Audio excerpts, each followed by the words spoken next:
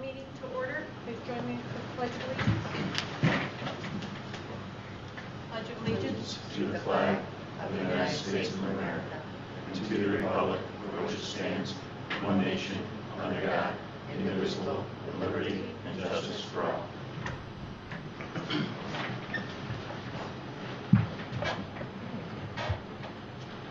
We need a motion for the approval of the minutes of May 4th. I make that. Second. Second. All in favor? Aye. Opposed? Carried. And the approval of the minutes of May 26th, our special board meeting. I'll make it. Second. Second. All in favor? Aye. Opposed? And once again, Executive Order 202.1 has temporarily suspended in-person public meetings. Anyone wishing to make a public comment may do so by emailing the DOE at waltoncsc.org or by calling the district clerk at 607-865-4116, extension 6130. And we're up to discussion items. We have quite a few here. The federal stimulus funding stream.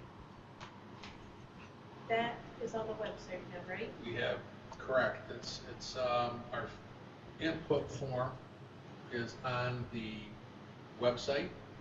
It's been pushed out. It'll be in the reporter, and it's been pushed to all internal staff. We've already gotten some feedback, which is it's good to see. It's interesting. You never know. There may be something in there that we haven't thought of that's going to really benefit us and benefit the students. So we'll see how that goes through. So the next week, or this week actually, we were discussing. Mike, do you want to review the funding streams for the meeting as far as our two allocations? The documents were on there, but we just want to highlight kind of some of the things that we're looking at, and then we'll discuss, or things we already allocated. Sure.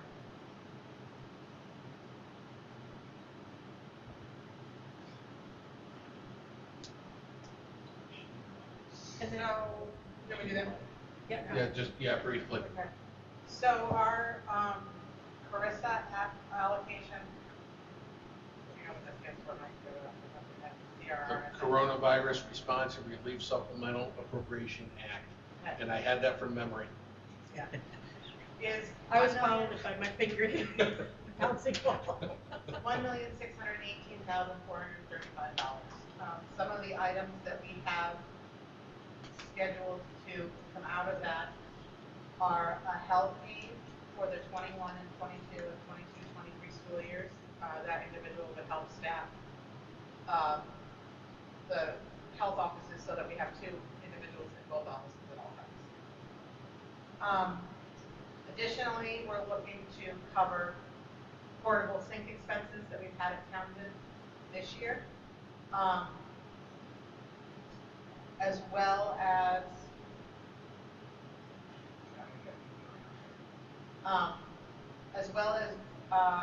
those same expenses next year if we have to have them, and additional equipment and cleaning supplies for the facilities. We are also planning to use it to purchase additional Chromebook replacements for students. We are looking at 100 Chromebooks a year for the next 2 years, and also 40 teacher computer replacements a year for the next 2 years. We're also looking to fund the 2 social worker positions for the next 2 years out of those funds. And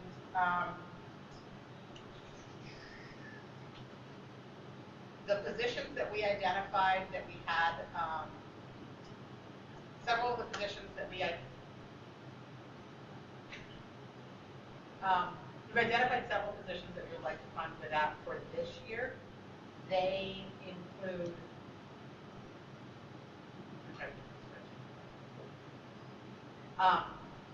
portion of Rick Robinson's and Cindy Baker's salaries because they spend so much of their time dealing with the Department of Health and IT issues related to remote learning and distribution of technology.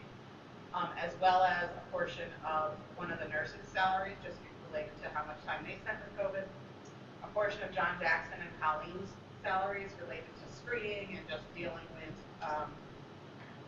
different COVID-related issues throughout the facilities. The summer reading program that we had last summer, funding that through this, as well as one of the teaching positions at town. So those are all things that we've identified as possible uses for that pot of money. That only totals about $1 million of the $1.6 million allocation, so we have another $600,000 to figure out where to put that. The other pot of money is $3,651,622 through the American Rescue Plan. So the items that we have identified as potential uses for that are continuing to fund a portion of Rick's salary. I'm decreasing it every year, so while we're doing 75% this year, thinking 50% next year, 25% the year after. And I should just clarify that we will be sure to maintain funds in the general fund to be able to support these positions when we come, when they will return. We possibly going to fund an additional aid for additional student support for the next 2 years. We throw in there an emergency generator for this campus. That's something that the facilities committee will be talking about, whether or not we think that that's a priority that we should be spending funds on. Additional supplies related to facilities, just equipment and cleaning supplies. We've included funds for the next 2 years for a summer program and an after-school program for middle school and high school and Townsend. I read my notes off on this, but we've included some additional teaching resources. Also taken a few things out of a few items in the capital project that we think could be funded with these funds. Some related to the entrance, and some related to the energy efficiency portion of the capital project, like temperature controls and things like that. So if we run up against cost issues in the capital project, we can potentially take a few of these smaller pieces out and fund them this way. So all of that I just mentioned totals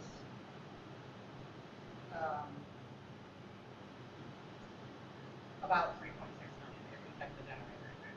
So there's a little bit more to allocate on that one if we stuck with those uses, but there's a flexibility in it. And those are high estimates, and everything's draft ideas. We put our heads together and started. I always say I never like to start with a blank sheet. We like to start with ideas. So now as we come into facility, we come into the input, now we can refine our choices and our focus. One of the key elements to the funding is making sure that it benefits us for long term.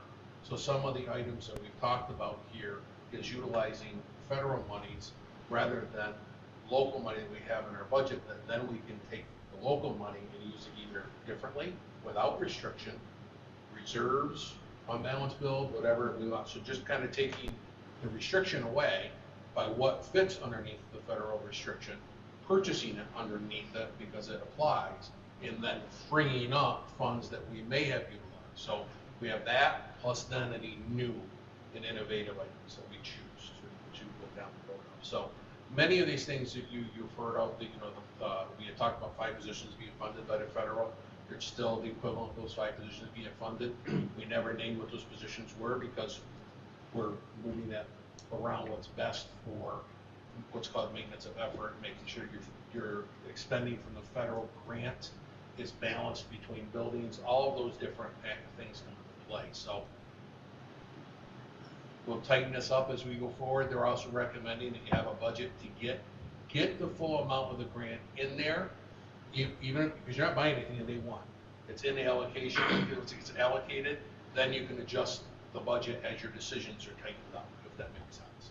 Because they can't give the allocation until they have the application. So get it in there immediately, have everything down in categorical where you feel you're going to pull it from, and then go from there. So for instance, the after-school program, not saying we're going to do it. It's a planned draft that we're looking at. It's for middle high and for towns, and of course we have the YMCA we're going to be looking at bringing back in place.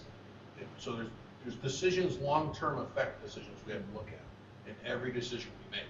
Because anything we do, we want to make sure that if it has long-term expenses, that we can afford it when that grant goes away.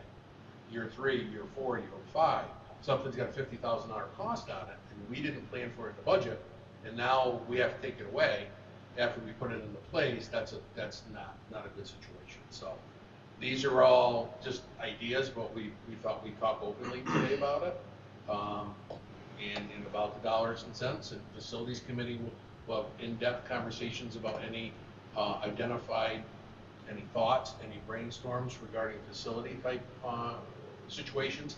We may, from the facility committee, identify things to move down the road with the next building project, and identify monies in the local to be able to increase our capital reserve and work out of that rather than spend it all through the federal monies. We will want to expend it through capital, our capital aid. Right. Do a regular project, use some of that money to take the taxpayer share, cover it, and then further expend and extend our reach with the grants. So we have a lot to discuss, Now, but it's all beneficial. Is the federal money, there's strict guidelines that you have to follow as to what you can spend it on and what you can't spend it on? Depending on which of the allocations, and as the 2 documents that I attached to the Friday, I believe you guys got, did you get the 2 documents on that? That had the details of it, or did we just get the front one with the I think links? just They were links. Yeah. There were links. So if you go to that and click on the link, there's 2 documents that detail out the categories that we gave everybody for input. It's pretty open depending on which the funding is. It's pretty open. The key is, and the recommendations are really what I just explained, be very cautious with long-term spending effects in anywhere that you can, supplant, and use the federal funding to cover things that meet the category that frees up your flexibility with your local monies. That's a better way of doing business with these funds. But it's pretty wide open, just limits, depends on how much you have. So the 1.6 underneath the corona response, that has one set of guidelines, where the ARPA, American Rescue Plan Act, is more wide open. So that's where even O&M equipment, facilities, people are the question was, can you build a building? Can you do construction? Yeah, it all fits underneath your category. So it's pretty wide open. Now, in one versus the other, the first one's CRRSA. Anyway, the first one we mentioned having a health aide, things like that, to support, have kind of parity at both health offices, a nurse and an aide.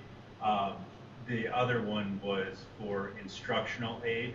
That was built in there. I mean, because obviously we're investing in infrastructure, we've got a capital project, things like that. It's for the students. I mean, I want to make sure, part of that long-range planning, there's certain financial elements where it's maximized for reimbursement purposes, for capital projects and the like, appropriations, but that we are doing what we can to close those learning gaps for students, because that's also a long-term objective as we kind of define things. So I don't know if, there was some monies available, and I understand that you haven't figured out everything that's coming in yet, but 1 million of 1.6, trying to figure out what can go under one bucket or another. Absolutely, that's exactly what it is. And we've had a real big focus on SEL, social emotional learning, as well as learning loss for the summer, putting together tutorial programs in addition to the summer reading program, as well as an enrichment 5-6 coding program. So we're going down that road as well for this summer, putting things in place that have never been there before. But it's one time in place. It's not anything that's going to be a long term. We may choose, we may say, wow, this is awesome, and we want to figure out a way to fund this in the future. That's the other thing that came out of this. We may find some things that we don't want to let go of, and then they become priorities for us in the future budget. So. Well, like the YMCA program. Yep. The after-school program. I think a lot of people utilize that. So if that comes back or something equivalent, I think it's needed in this area. Yeah, absolutely. Definitely needed. Was there any minimums on how long the program had to run under this funding stream? No, no. It's, as far as how many years have we established a program to do it? Right. No, that's fully at our, Our discretion. yeah, absolutely. The only issue would be, you know, staging it. When that money stops, the program continues. We want to be strategic in Right. staging that back in, or things of that nature. So social workers, for instance, we're going to be evaluating next year with the first year the 2 social workers. We know that long-term, we're going to need at least 1. We've known that in the district. Whether we need 2 or not, we don't know. So right away, next year's budget cycle, we'll start building, figuring out a plan to build in that position. So when we get to the end of the federal monies, we don't have all of a sudden a big budgetary cliff. So whether it means cutting expenses or whatever it means to make priorities. So a lot to consider. It's well, you know, well received and much needed funding, but we need to be strategic and be very clear on what we're using it for and make sure that it doesn't impact in a negative way later. Right. And to Paul's point, the wellness component of that, we've always talked about, like weekend gym times opened up, things like that, get these kids more active, especially coming out of a 1-year shutdown. You want to get these kids ramped back up activity-wise. I mean, it sounds like there's a lot of stuff that could be on the table for this. Oh, absolutely. And after-school programs, weekend program, anything of that nature, it doesn't necessarily have to be. It doesn't have to be only academic tutorial or anything of that nature. It can be SEL, it can be wellness, it can be engagement, it can be enrichment. There's a number of things that we can do, and it's. I think it'd be important to think outside the box in those manners.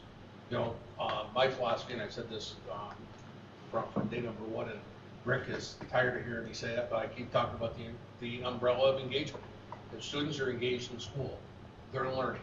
That's, if you want your learning levels to go up, engage the students, whether it's engaging curriculum, engaging instructional methods, engaging activities, and engaging employment, they need to be engaged. And if they are, kids are happier, learning is going on, everybody's happier, and you have yourself a special place. So those types of activities, we need outside of the box. That's why I keep pushing everybody, outside of the box thinking. So Now, it's going to be fun to sort it out. the Chromebooks, you had discussed about possibly getting 100 Chromebooks per Yep. year. The surplus Chromebooks. Previously, we had done the surplus items down at the bus garage, and I know at one point we talked about getting funds for, you know, these surplus items, because some of them may still be good, where we can clear them and Yep. possibly resell them. Is that something that we're still looking into? We are. The Chromebook idea is really centered around the seniors and giving all of our surplus Chromebooks we're hoping to send out with our seniors to take to school or to, you know, the workforce. And then those Chromebooks will replace new at the 5th grade level. So they just kind of roll through. So where we would actually generate some money would be desktops. When we replace the teacher units, we're going to replace 80 desktops in the next 2 years. Over 120 when you include our staff. Other schools, Oxford, for example, sell theirs for $25 to $50. So we spend some time, we clean them, we wipe them, and we give a monitor, keyboard, mouse, and a desktop, $50 or $25. But if you sell 100 of them, that would clearly cover our costs that we're paying out of pocket to do, say, Chromebook repairs or other. However, admin felt to use that, appropriately to use that money. But right now we're selling those for pennies a pound. I think our last check was $12. And we got rid of what's called a Gaylord box, which is literally, it's a pallet with a 4-foot cardboard box around it, piled with desktops. It would bring tears to your eyes if you see what we're doing. So I felt strongly that we need to start, taxpayers are paying for these items. So if we can clean them up, spend some time, and then give them to our community members, especially our seniors, as they're going out, I think it would be well worth it. Well, one thing, sorry, Rick.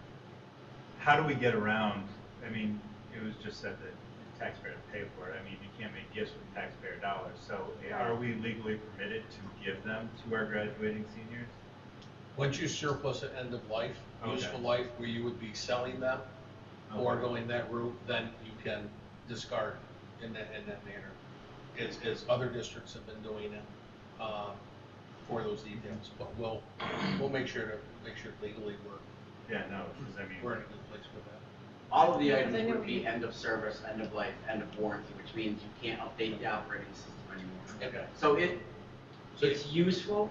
Right, as they're going out and As they're having to going- submit right, resumes, correct. do different Right. things. and- It would be very useful to them, and it costs us nothing. At a minimum, if we had to, we would, if we had to resell them based on legal standpoints, then we do it at a reduced rate for the seniors Mhm. and recoup, you know, whatever our price tag was on those recycled items. But No, that's I really- just, I want- Yeah, because normally, like, sealed bids, or even if it's $1, you know, Correct. you have to do something. Yep. All Well, right. we'll solidify it. Sounds like a good things to make sure of this money here. And like you said, though, planning for the future too, once it's Well, gone. the technology is one good example, so by using the federal monies for the turnover, of course, you know, we fast-tracked purchasing the window ones. By now developing that and maximizing that, then it gives us the next few years to use our budgeted technology money in more innovative or more effective ways internally. It gives us the Right. flexibility. So that works out very well. Okay, facilities committee meeting, Monday, June 7th at 5:30. These are reminders. 10-year awards, next meeting. The administrators and teachers will be joining us by Zoom.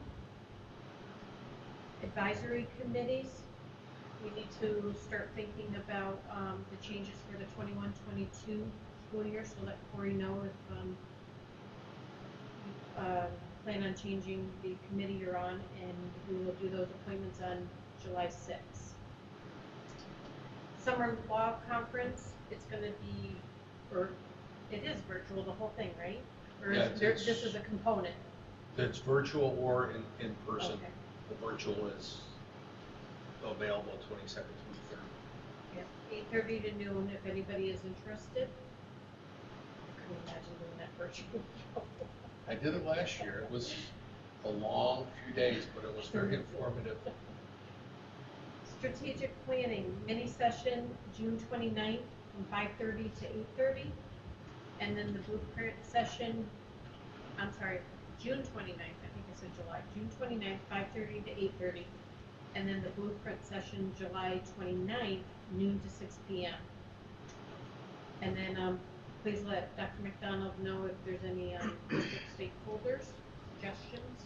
Yeah, if you have any ideas, we'll be between internal staff and external stakeholders. We'll have 40 to 50 people with us. That's the aim, the goal with that. So for that blueprint session, ought to be a very fun process to go through. And the thought exchange is open now through the 11th. And we'll be doing a reminder, pushing a reminder out on social media. It was in the report of last week. And, or this week, last week, it was in the report. Right. And then the special meeting we have on June 8th at 6. June is here. We'll be busy. All right. We have correspondence. Did everyone get a copy of the New York State DOT inspection report? Once again, Walton Central School Transportation Department is at 100% of inspection reports. Children are on safe buses, kudos to them. Additions to the agenda. We do not have that tonight. And we have personnel appointments. Kenneth Stanton. No, we don't have that. Oh, we don't have that. Oh, No. sorry, you corrected me. I forgot. Sorry. That's okay. So that was the only one on additions. Okay. The consent agenda. We have the financial reports, the transfer of funds, the declared fixed asset surplus, the approval of the bus routes for the 21-22 school year. We have personnel resignation and retirements. Retirement Barb Guidell and John George, and resignation Amanda Hoover. And these are all, well, I'm sorry, Barb is effective June 30th, as well as Amanda Hoover, and then John has extended his date to July 14th. We had previously approved that for June 30th. And request for unpaid leave from Nancy Schmidt. And personnel appointment, Wendy Brown, substitute teacher, and substitute teacher aide. Are there any questions or concerns on the consent agenda? If not, do I have a motion to approve that? I'll make the motion. Second? Second. All in favor? Aye. Opposed?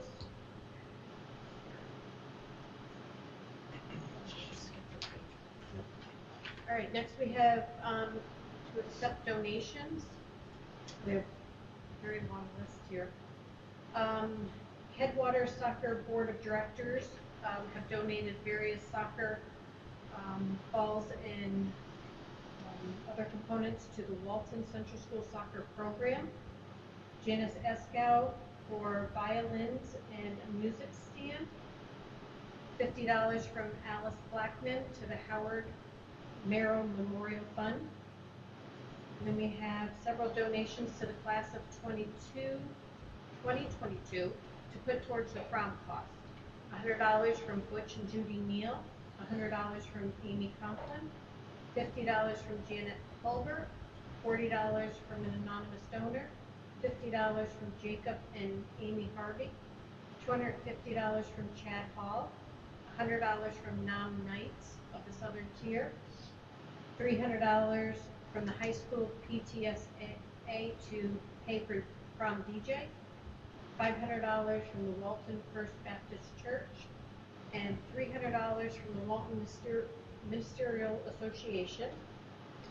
And then we have $100 from the Sydney Federal Credit Union to Daniel Dovich McGuire for classroom supplies. $100 from Sydney Federal Credit Union to Eric Schofield for classroom supplies. And $250 from Sydney Federal Credit Union to Emily Patterson for classroom supplies. We have a motion to accept all those generous donations. So moved. Second? Second. All in favor? Aye. Aye. Opposed? List. That is. Very nice. And prom is this weekend? Saturday, right? Saturday. Busy month. I was- Mhm. All right, we need a motion to accept the annual meeting and budget vote results. Did you say I made, okay, second? Second. All in favor? Aye. Opposed? And for, do you need them read for minutes? You could. Sure.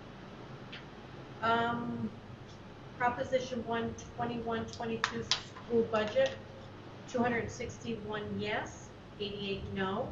Proposition 2, bus leasing, 247 yes, 102 no. Proposition 3 for the library, 236 yes, 114 no. And 2 school members, 3-year term from July 1, 21 to June 30, 24. Rhonda L. Williams, 261. Tammy H. Tweedy, 117. And the partial term through June 30, 2022. Al L. Badine, for 112. Got the motion and second. Thank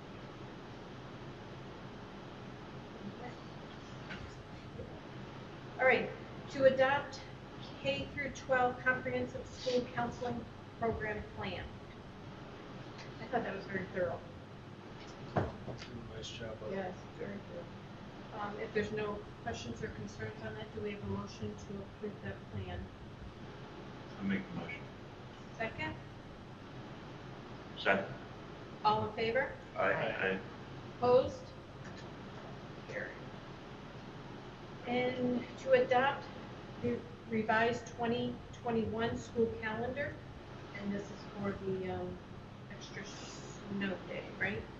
This is the change to the end of the year we're using the extra snow day on the last day, which was the last day, and moving back the conference day to the day before.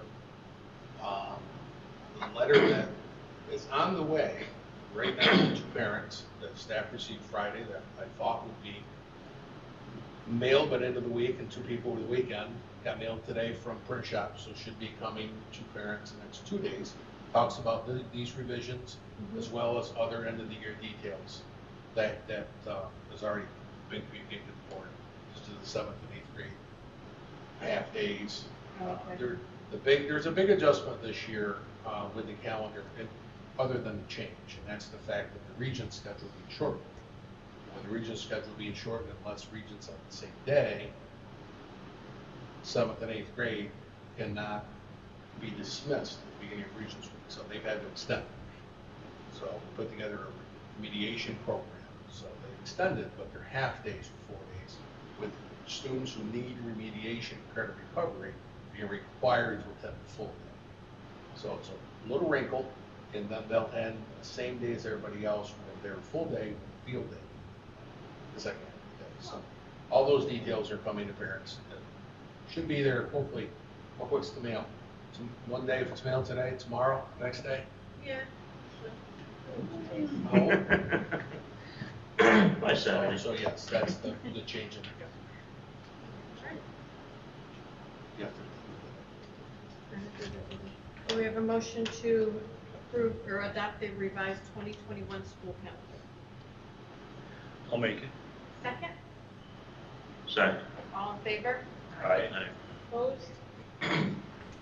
All right, and the approval of the Madison-Oneida intermunicipal agreement. And just to clarify, if we do not use this, we do not pay for it, but by agreeing to this, it's available for us should we need the extra services. Correct. And one of the a la carte services for them that I clarified the other day, that's not within our labor relations service, is if we need an impartial hearing for a student superintendent hearing. Oh. So we may need, it just allows us to pay Right. hourly for that function. Not only now, we pay additional fees as well, but it's outside the agreement we currently have. So this it gives us the ability for a la carte services up to and including legal services at a reduced rate. Obviously, we have a law firm, and we continue to have a law firm, and that's where our legal questions will go, but nice to have a fallback if needed. So there is no service fee, there's no contractual fee, it's a pay hourly as needed. I move it. All right, second? Second. All in favor? Aye. Opposed? Carried. And then appoint insurance broker of record. This is switching to NYSER.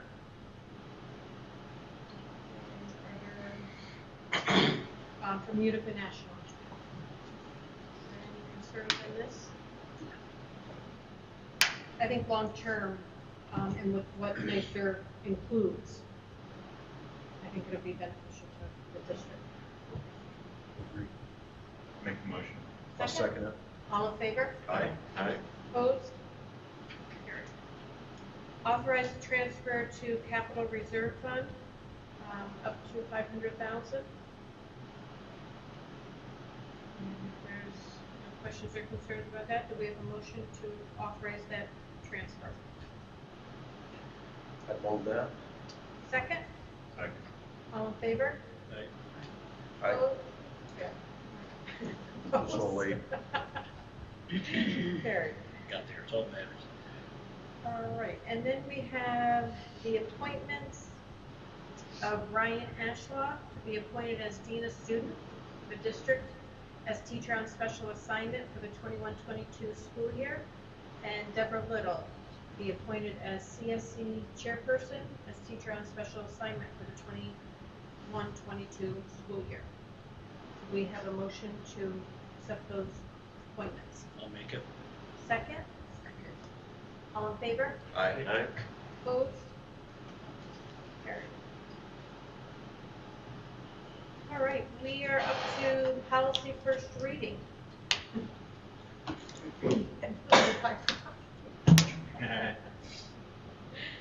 Policy 100, non-discrimination, equal opportunity amendment. What was policy 100? I think I said that. Yep. Policy 115-E, DASA Complaint? complaint. Okay, it says compliant, but that's what I thought. DASA complaint form amendment. Are there any concerns, questions? If not, do we have a motion to move these as the policies first reading? So moved. Second? Second. All in favor? Aye. Aye. Opposed? All right, and we have the supervisor's remarks. Any questions on them? If not, we're up to superintendent remarks. Very brief for this evening. We talked about the federal. Right now, we're spending a lot of time figuring out meeting all the requirements of the federal guidelines for the funding that's come in, as well as working through our process of personnel end of the year exempt events. So earlier, the resignation of Amanda Hoover was accepted as elementary principal. We appreciate all the leadership and everything she's done for the district. We wish her the best. As we move forward, that position's already been posted. It'll be open. It's on hold. It'll be open for a minimum of 2 to 3 weeks, potentially longer. And then we'll put together a committee structure, two interview committees, one management, one staff, full committees, and we'll process. Hopefully that individual, depending on the timing of this, and it all works out, will have somebody some point in July, depending on what their current positions are. Potentially a start time is as late as sometime in August.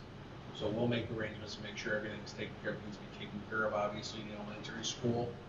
I'll do an assessment of any transitional days or additional days, and I may come back and request from our current principal, from Ms. Hoover.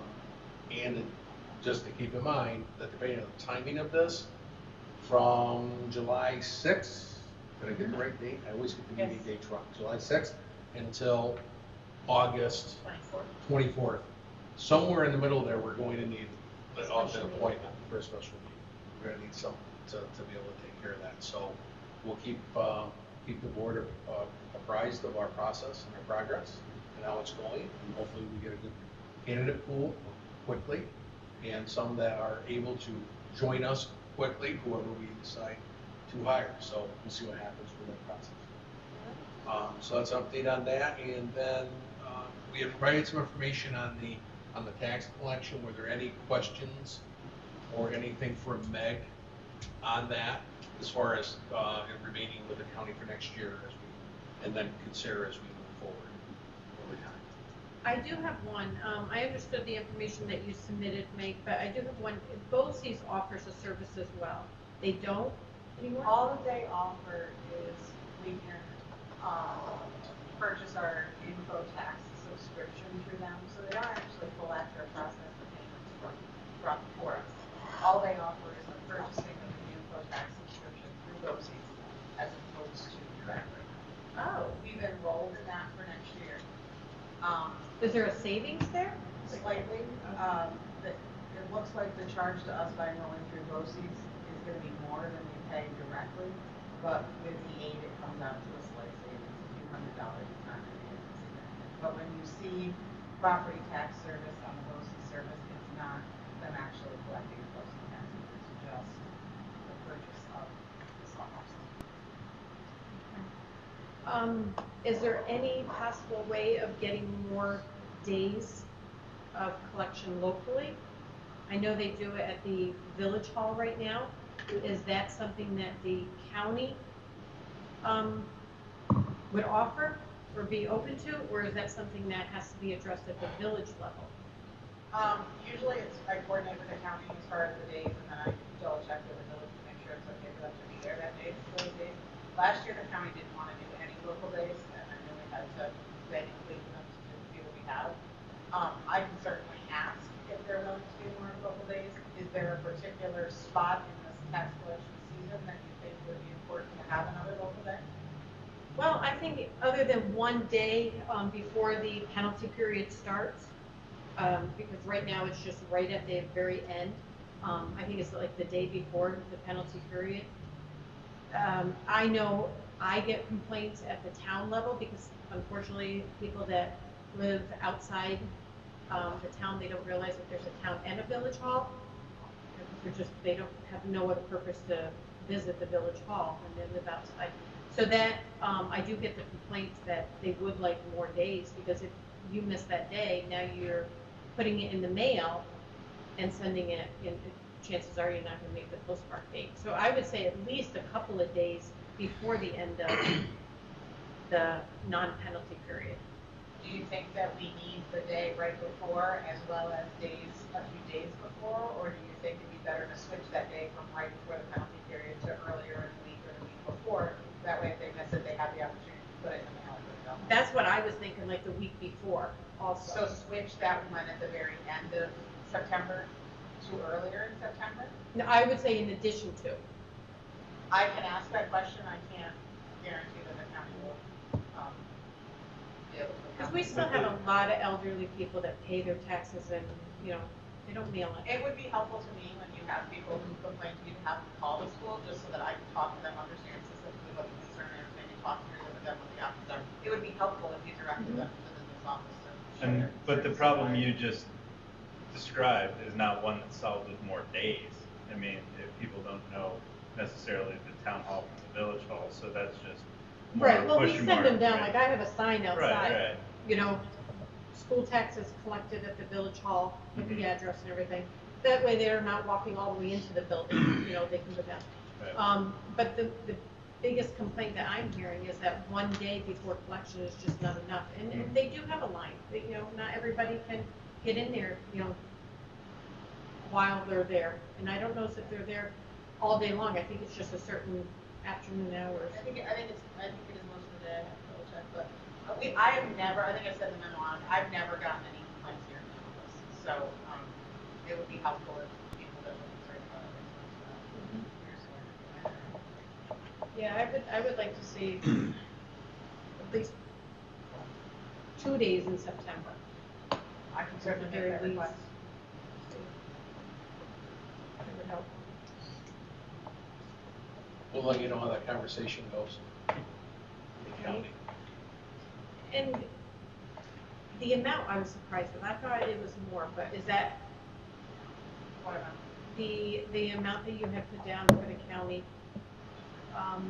There's 2 8,000? bills we pay to the county, one we pay to the property tax office, print the bills and process those, and then we pay the treasurer's office for collection. So you might be Okay. thinking of the 2 of them together, they're both in the $8,000 range. So maybe that, if you're thinking of the line item in the budget, you would have both pieces. We would still pay the county the property tax office to process the bills regardless of how they're collected. So that might be Right, so it's almost double.